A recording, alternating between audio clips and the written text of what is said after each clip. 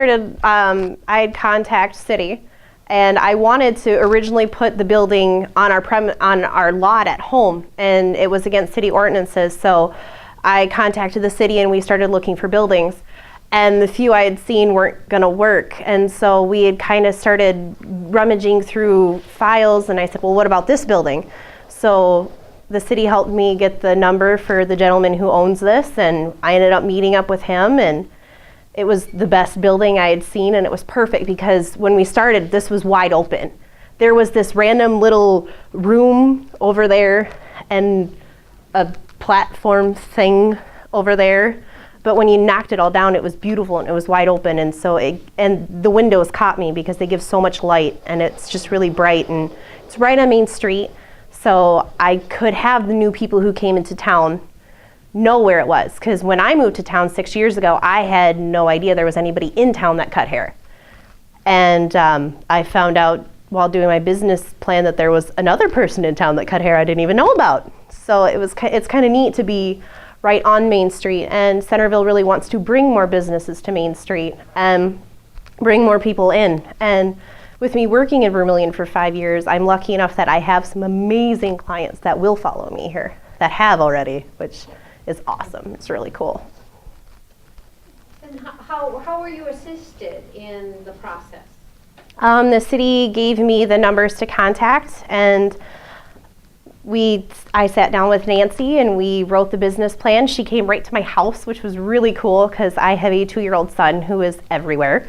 And so she sat down with me and we started putting it together, and I got handed this big report, and she's like, this is your business plan. I'm like, it's beautiful. What does it mean?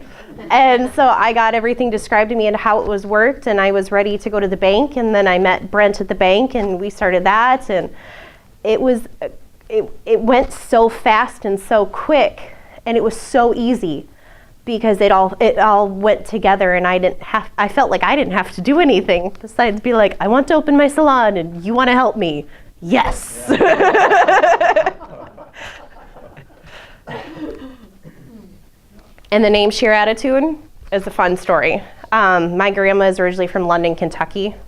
And so when I went home, she was telling me, I told her, Grandma, I'm going to open a salon in Centerville. And she's like, well, what are you going to name it? Good question.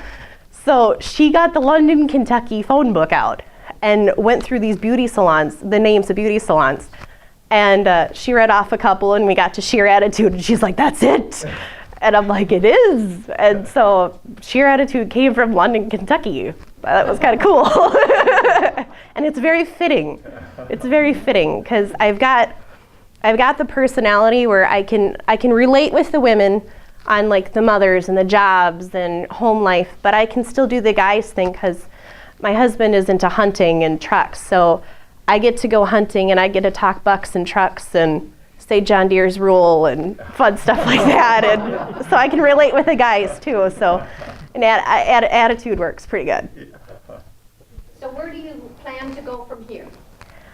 Into the future. I want my kids to be proud.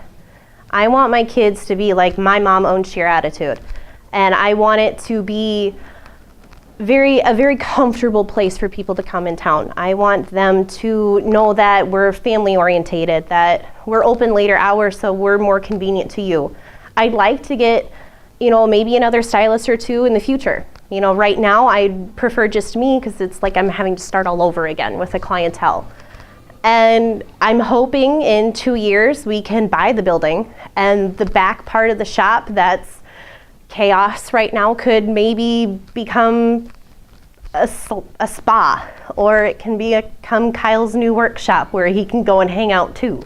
I mean, I have big plans for it, and I just hope that the town helps me on my way. Very good. That's awesome. Congratulations and best wishes. Shear Attitude. Pam Hall is the owner. May the confidence you've shown in this community and its economy be rewarded with a lifetime of success.